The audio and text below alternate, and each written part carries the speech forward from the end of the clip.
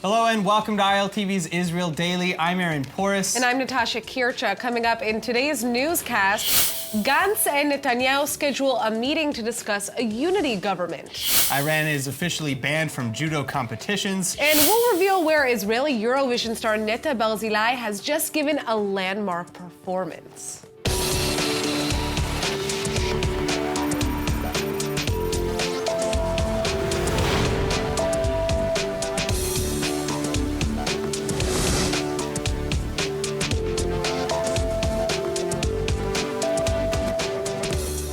The timer has now begun. Former Army Chief and Kahol Lavan Chairman Benny Gantz has now just 28 days, 4 weeks to do what Prime Minister Netanyahu could not, negotiate a coalition. Otherwise, he'll be forced to return the mandate to President Rivlin, who will then look for a third candidate. But the complicated task ahead doesn't seem to be bothering the blue and white faction leader. He is inviting Netanyahu to come to the table and is vowing to heal rifts and form a new government. כולם מצפים מאיתנו לשים סוף מוחלט לכאוס הפוליטי. כולם דורשים שנאפשר למדינה כולה לשוב בהדרגה לשגרת חיים נורמלית, מתפקדת, רגועה ובטוחה. מדינה שלמה מחכה כבר לנשום לרווחה. Well, it seems that so far Gantz is on track. His Kahol Lavan party has reached out to leaders of parties across the board in hopes of securing the 61-seat majority that's needed to create a functioning government. And it's been confirmed now that Gantz and Netanyahu will sit to discuss a unity government in the coming days. The only problem is that, as expected, the Likud intends to negotiate from the position of a 55-member right-wing and religious bloc. And Blue and White has already refused to talk based on such preconditions, which Likud has also accounted for. Netanyahu loyalists say they hope Gantz's talks will fail, providing an opportunity to whomever gets the next chance. And Gantz's saving grace, then, may be coming from Lieberman, who not only holds 8 coveted Knesset seats in his Israel Beitenu party, but he claims that in light of pending indictments, Likud MKs are already secretly eulogizing Prime Minister Netanyahu, because if true, that means the potential for a mutiny that paves the way to a centrist unity government could be just around the bend. And now joining us with more on Israeli coalition talks is columnist for Newsweek and editor of HistoryCentral.com, Mark Schulman, and Jeremy Saltan, political strategist and director of English operations with Yamina Hadash. All right, now, thank you both for joining us. Now, with this mandate in the hands of Blue and White, in Benny Gantz's hands, can we expect the formation of a unity government? Is there a scenario in which that will take place? Well, there's a scenario. There are a couple of scenarios. It's not, I'd give it 50-50 chance altogether. Here's the two things that may force a unity government. Number one, obviously the issue of if people break, whether it's Likud members or Yamina Hadash or somebody else breaks from the 55 bloc, that could cause a chain reaction. And of course, the threat that Gantz will make a deal with the Arabs and Lieberman for a minority government, that threat, not necessarily the actual government, but the threat of that government might also force a break. I think something else we have to keep in mind has happened. The moment that Gantz got the job as being the person responsible for forming the government and spoke for 17 minutes in prime time, and it looked like, in American terms, a presidential, in Israeli prime minister-ish, but whatever, how you want to define it in Israel, he looked like he could be a prime minister. And for all this time, one of Netanyahu's great advantages has been that no one else could replace him. Suddenly, the polls are showing even who people think are the most capable of being prime minister. For the first time in, I don't know, maybe 10 years, someone else has reached a level amongst the Israeli public as being suitable. Now, Jeremy, why don't you speak to that? Because Sure. I mean, speeches don't convince MKs to vote confidence for a government they don't agree on. Look, there are 3 options we have here. One is that Gantz is able to form a coalition. The second is that the third person who receives the mandate is able to do it. And then the third option is we go to another election. God help us if we do. I really hope we don't. I think what is more likely is that we will have the third person get the mandate. I don't think Gantz has any path to form a government. Well, he has a block of 44 MKs, and he needs Lieberman and the Joint List to vote for a government they will not be a part of. Well, so that brings me to my question is, what would it take for the right-wing bloc to break during these second negotiations, if anything? Well, what Gantz is hoping is going to happen is that Mendelblit, the Attorney General, is going to decide that he's going to indict Netanyahu over the next 27 days. Assuming that doesn't happen, Gantz really doesn't have anything else. I mean, the entire plan that Gantz has put together is that Likud is supposed to oust Netanyahu. If Likud does not oust Netanyahu, and I do not expect them to do, don't expect Likud's coalition partners to go ahead and do the job for them. And again, there's no reason for Likud to oust Netanyahu at this time, and Gantz is just going ahead and trying to pretend that he's able to fill up that time until the magic announcement of the Attorney General, which might not come. I think there is a reason why we could expect. They don't want another election. I mean, no one wants another election. But the general fear, from the Likud standpoint, is they'll do worse the third time than they did the second time they did the first time. The second time they went down in votes. And the general consensus amongst experts is they'll go down further the third time. Not that these people are going to go and vote for somebody else. They'll just stay home. And I think that is the great fear. Plus what I said a moment ago, the fact that more and more people look at Gantz and say, well, you know what? He could be prime minister. You know, I mean, we're not talking about some crazy left-winger. We're talking about someone who was the chief of staff of the army, sitting with two other chiefs of the staffs of the army. It's really hard to be afraid of them being prime minister. Let's put it that way. It's really afraid to say, well, it's dangerous times. We can't have someone who doesn't know what he's doing being prime minister. So look at him. He looks competent. He looks like he could be a prime minister. He has the background, security-wise, to be prime minister, which is what everyone cares about in this country. Let's be honest. That's what the most every election has been about. And there seems to be a suggestion that he is now considering breaking off from, working with Yair Lapid. That is just spin for. I mean, that is actually one potential path in terms of how you could have a government. But that's just spin from the right. Look, I'm listening to Mark. I don't see this happening. I don't see members of right-wing parties going ahead and endorsing a prime minister candidate who's about to sit down with Ahmed Tibi and Ayman Odeh of the joint list. They need to get reelected too, unless you want to have Otzma get 50 seats in the next election. So don't expect the 55 MKs of the right-wing bloc to go ahead because and they're going to meet with Israeli Arabs. That's it's not about meeting with Israeli Arabs or Israeli Arabs in other parties besides the joint list. It's specifically a party that goes ahead and does not accept Israel as a Jewish and democratic state. It's a party that specifically goes ahead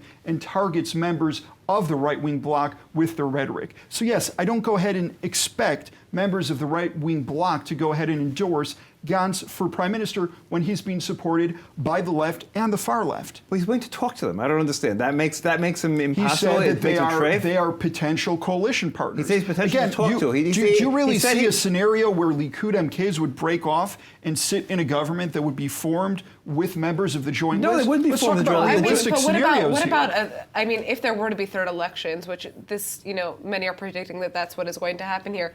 The cost to the government, first of all, is astronomical. Just it becomes a bigger problem. People don't even realize why it becomes a bigger problem. Until now, we've had a budget. We had passed a 2-year budget 2 years ago. Yes. As of January 1st, we no longer have a budget, which means everybody gets, 1 month's worth of the last budget, and of course inflation has taken a place, and so all right. So let us not hope for third elections. Yeah, all right. Thank you both so much for joining us. Moving on, President Trump, Putin, and Erdogan may be touting relative victories right now, but in the weeks since the United States' withdrawal and Turkey's subsequent invasion in northeastern Syria, hundreds on both sides have been killed and hundreds of thousands of ethnic Kurds have been displaced. And this, of course, also follows years of civil war. But among the victims who suffer most in these wars are the children who get caught in the middle. So with the help of a Christian Zionist NGO and Israel, which has long seen itself as an ally to the Kurdish people, at least 44 Kurdish children and counting are now receiving the critical care that they need.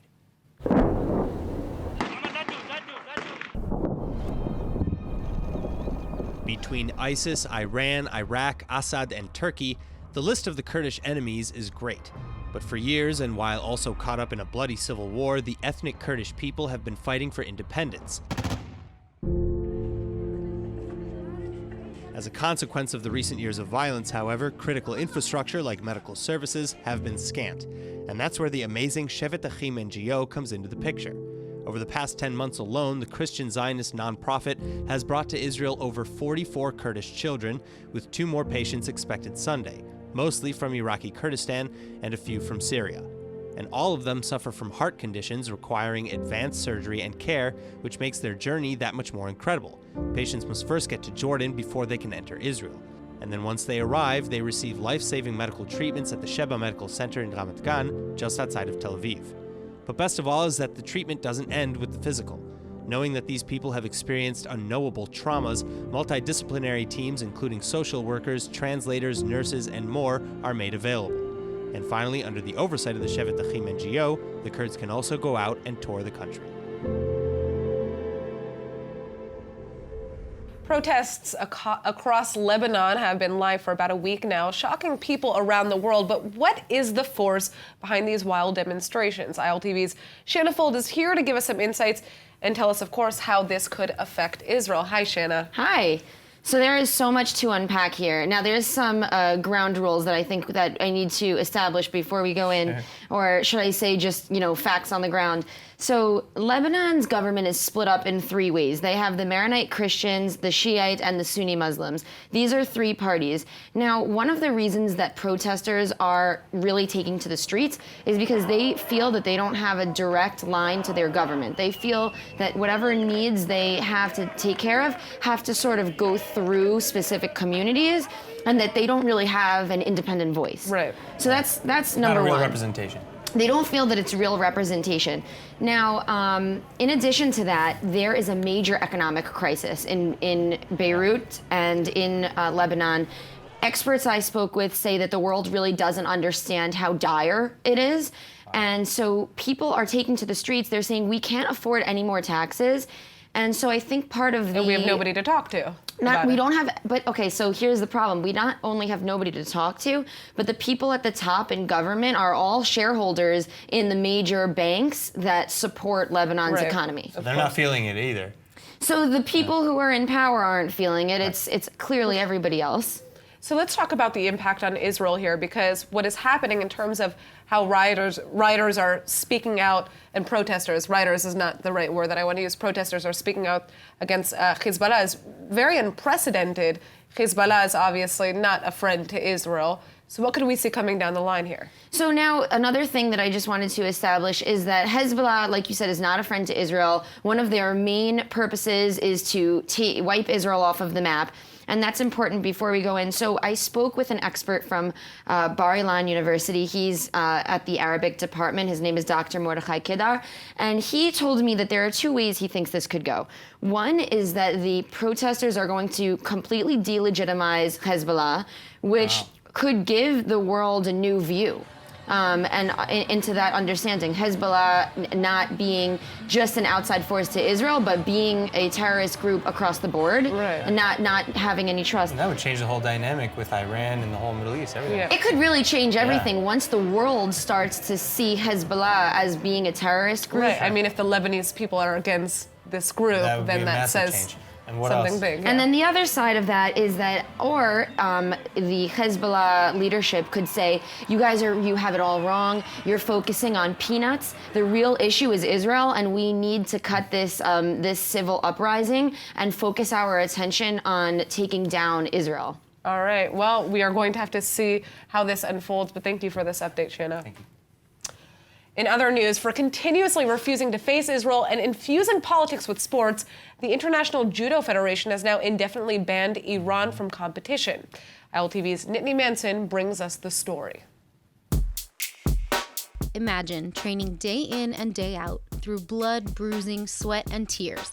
You finally reach the top of your class, you become one of the world's foremost athletes ready for anything, and then you climb through the ranks toward the peaks of your sport, only to have the floor pulled out from under you. That's the reality of Iranian judoka Saeed Mollai and others like him who work to be the best of the best before being coerced into throwing in the towel. And it's all because of Iran's refusal to face Israelis on any stage.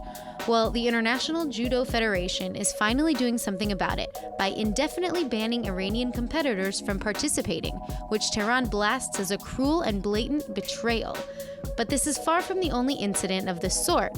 Iranian athletes and even private citizens are regularly coerced under threats against themselves and their families to comply with Iran's will. Iran even goes so far as to execute children, with over 90 kids on death row as we speak, according to the UN.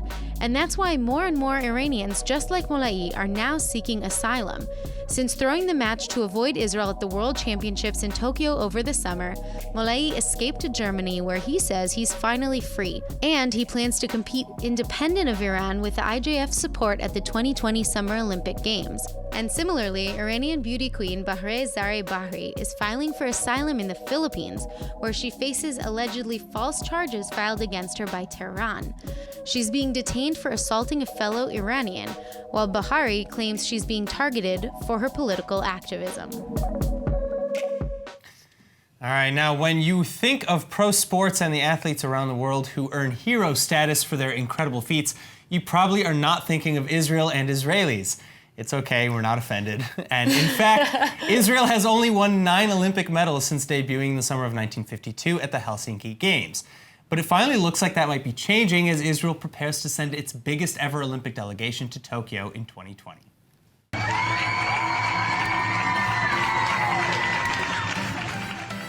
At least 85 athletes competing across 18 sports, and more athletes still have more time to qualify as well.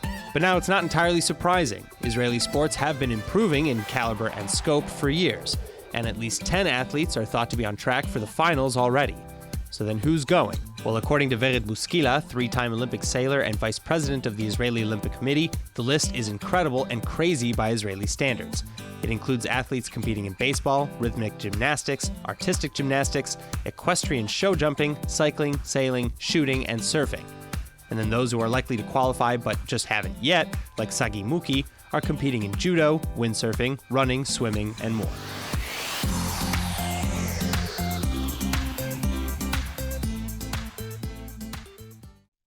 Amazing. I'm very, very excited for the upcoming Olympics. The games are going to be great. All right. Have you ever been scared or squeamish about visiting a sick relative in the hospital? Well, you'd be right if you were, because bacteria-infested hospital bed sheets alone infect about 1.7 million Americans and 3.5 million Europeans every year. It stresses me out talking about this. And what's more is that in the U.S., nearly 100,000 of those infected in the hospital die from those infections. But the good news is that Israeli technology is going to change that. Professors from Bar-Ilan University have come up with a new bacteria-proof fabric that will hold for 65 to 100 washings, whereas today hospital sheets have antibacterial properties. They only wash out just after 15 rounds in the machine.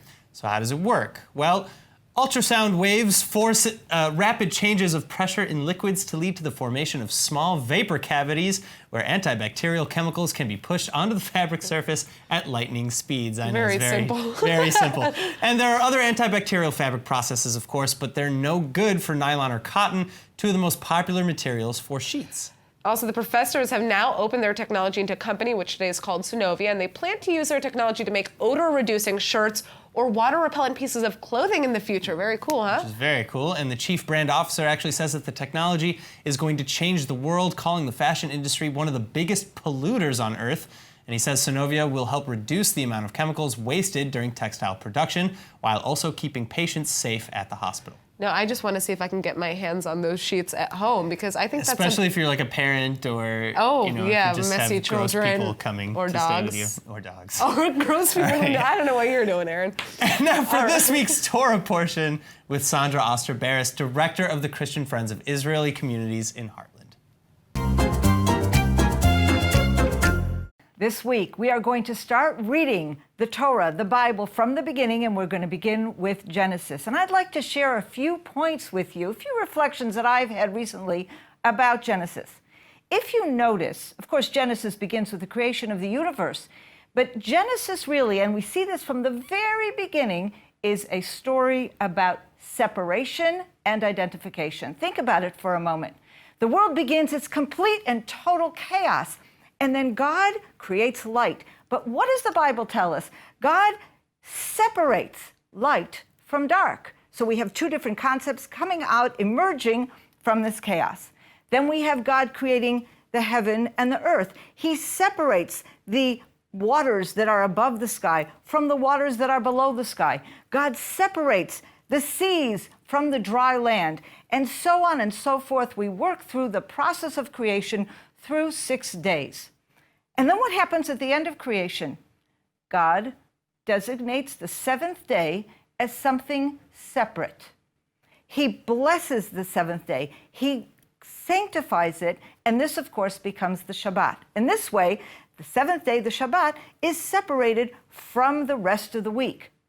Now, in fact, in Jewish tradition, we have a service at the end of the Shabbat called Havdalah. And in the prayer of that Havdalah, we talk about God who separates holy from every day, who separates Shabbat from a regular day, who separates the nation of Israel from the rest of the nations. And indeed, this idea of separation on the one hand and selection on the other hand will be a theme that we will be following throughout the book of Genesis. We begin with the separation and identification and selection to a certain degree in Genesis. For example, with creation, God does select man to have his own job because he is going to rule all over the rest of God's creations. But then we go forward. Later on, we're going to see God selecting Noah to be the father of humanity, second time around. Then God selects Abraham and appoints him to be the father of the nation of Israel. And we're going to follow this theme to a certain extent throughout the book of Genesis. Now, a man by the name of Rashi, an 11th century biblical commentator, asks a very interesting question at the beginning of Genesis. He says, why does the Bible start with the creation? Why is it important? If the point of the Bible is to teach us about the nation of Israel and the role that the nation of Israel has in God's plan, why do we need to start with creation? And he answers that question, and he basically says, because we need to understand that God is the creator of the universe, and therefore he can select, and he can choose, and he can designate as he will. He can designate Israel as his chosen nation. He can designate the land of Israel as the land of that chosen people, and he can put them together because he's created the universe. I see in this process here something even more profound. God selects everything throughout creation. The whole purpose of creation is to create from chaos order, destiny, purpose. And so God does that in creation, but he also does that with the nation of Israel. The people of Israel have been selected to bring a unique message to the world, and we can see that process beginning all the way back at the beginning of time. Take that message with you. I will see you next week. This is Sandra Oster-Barris, bringing you a few minutes of the Torah portion from the heart of biblical Israel. Good evening. All right, now this is a fun one. Israel's mega pop star Netta Barzilai performed a song in China on Friday with the country's biggest pop star, Naomi Wang-ju. Now check this out.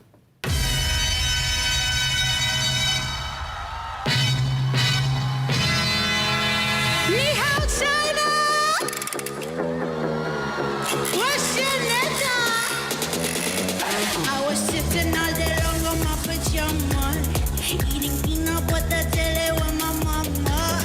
Always fighting with myself just for the drama, just for the drama. All right, well, you might not know this, but this was a Chinese televised autumn festival program. Yeah. It was broadcast to 500 million viewers across China. That's insane. I wonder, I mean, I'd really be interested to know how many Israelis have performed in China in the past, but probably not that many, I guess. And relations between the two countries are certainly getting stronger. Sure. But what's interesting here is that Netta Barzilai, her claim to fame first took place in a reality singing show in Israel. That's how she actually ended up winning the Eurovision. Which she won, and her counterpart here, her Chinese counterpart, Wang Ju, also became popular when she sang in a reality TV show Around and the same won. time, no? Exactly. So she kind of was up there with somebody who has had that same experience, that same rise to fame, and the performance is unbelievable. It's stellar, look at this. Good for her. Honestly, good for her. It's amazing. All right, let's take a look at the weather forecast on that note. Yeah, on that note. The weekend is finally back, and it comes with some fairly comfortable weather. First, the lows tonight should be about 65 nationwide, or roughly 18 degrees Celsius. And then tomorrow, you can expect partly cloudy skies and highs of about 70 or 21 degrees Celsius in the center. Now, will temperatures peak at about 85 or 29 Celsius in the far north and the south. And finally, on Saturday, get out your umbrellas because it's highly expected to rain, with the daily highs hovering between 80 and 86 Fahrenheit or 27 to 30 degrees Celsius. All right, that's it for today's news. Today's exchange rate is 3.52 shekels to the American dollar. For more news from ILTV, please like ILTV on Facebook and follow us on Instagram. I'm Aaron Forrest. And I'm Natasha Kirchuk. Thanks so much for watching. Just for the drama. I see pushy people all around now. But my belly tell them it's a run now. They keep asking me to shine just like a sun, just like a sun.